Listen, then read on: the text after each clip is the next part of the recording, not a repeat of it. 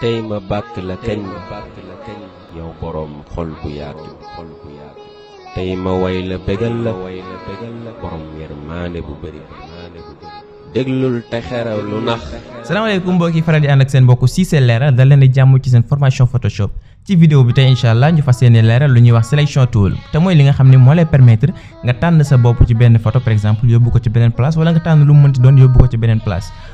par exemple bu ñëwee ci Photoshop 2019 am na 9 façons sélection yoo xam ne mën nga koo def wala boog 9 façons tool yoo xam ne mën nga ko utiliser pour sélecter. bu ñëwee ci Photoshop 2020 yokk nañ ci beneen muy 10 façons sélection yoo xam ne tool yoo xam ne mën nga ko utiliser pour sélecter ak sélecter bi nga xamante ni moo nekk nii ci kaw nii. donc boo ñëwee Photoshop bu ñëwoon par exemple ñu daal di tànn sélection tool bi par exemple ñu daal di dessin benn lu rond. donc da ngay gis lan boo ko tànnee da ngay gis lan du rond mais bu bëggee mu rond carrément wala mu carrément comme ni nga ko tànnee da ngay def shift boo defee shift da ngay gis lan mu daal di nekk exactement comme ni mu war a mel.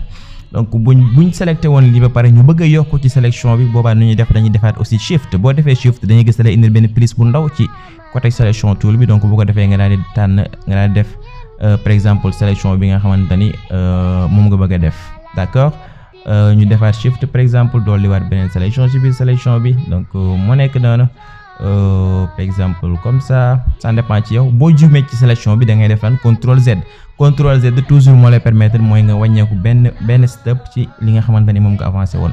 donc par exemple sélectionné nañ la jël pare ñu bëgg koo def nañ ko def ci beneen layer donc par exemple ñu daal tànn couleur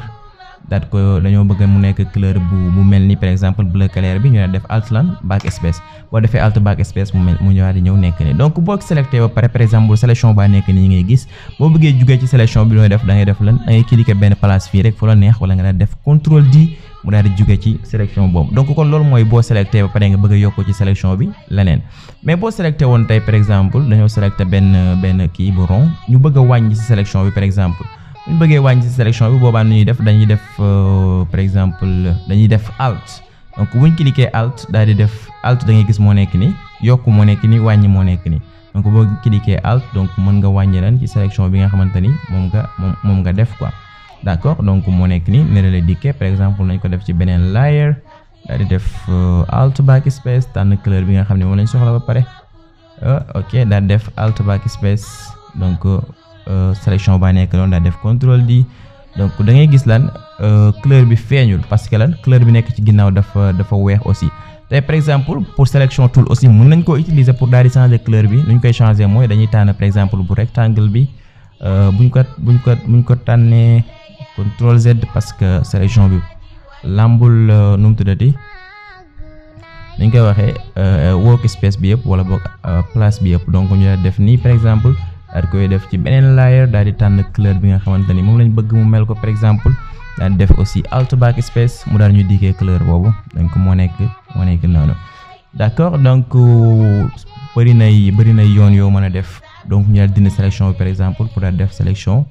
tool bëri na ci li nga xamante ne moom nga ko mën a utiliser aussi. donc kon boobu mooy sélection tool par exemple bu ñu ñëwoon fii mën nañoo def fi benn dessin bu ndaw. d'accord def fi benn dessin bu ndaw donc pour yokk da ngay def shift ok pour wàññi da ngay def alt donc fii la gën a leere aussi ba tey donc pour wàññi da ngay def alt pour yokk nga def shift par exemple da ngay gis c'est comme ça.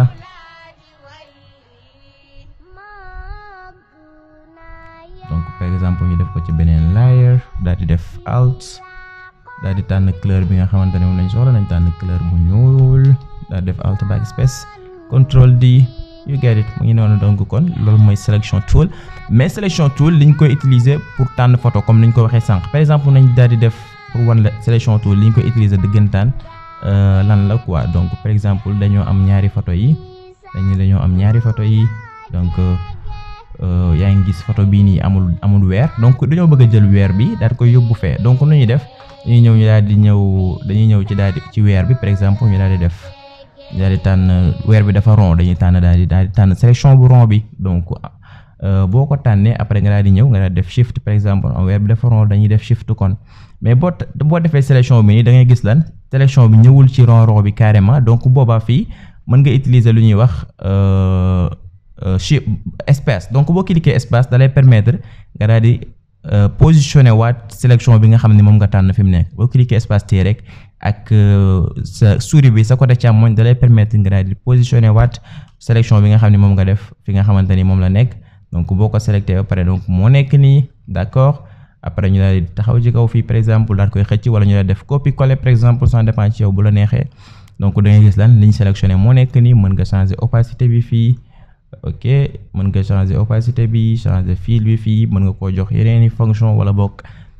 yeneeni effect yoo xam ne dina permettre nga mën koo defam gën a nice kon selection tool en général ci lañ koy utiliser bu dee comme genre bii nga xam ne moom lañ defar fii comme ay dessin yi ni moom am na spécial shape carrément yoo xam ne moom la ñu utiliser pour loolu donc loolu lañu utiliser loolu la ñu indi leen ci formation Photoshop tey di leen jox dig dajeeg suñu vidéo bi ñëw incha allah ñu fas yéene continuer ak selection tool parce que monde bu yaatu la bëri na ay tool yi nga xam ne moom lañ ci utiliser incha allah di leen jox dig dajeeg suñu vidéo bi ni ñëw nekk leen si jàmm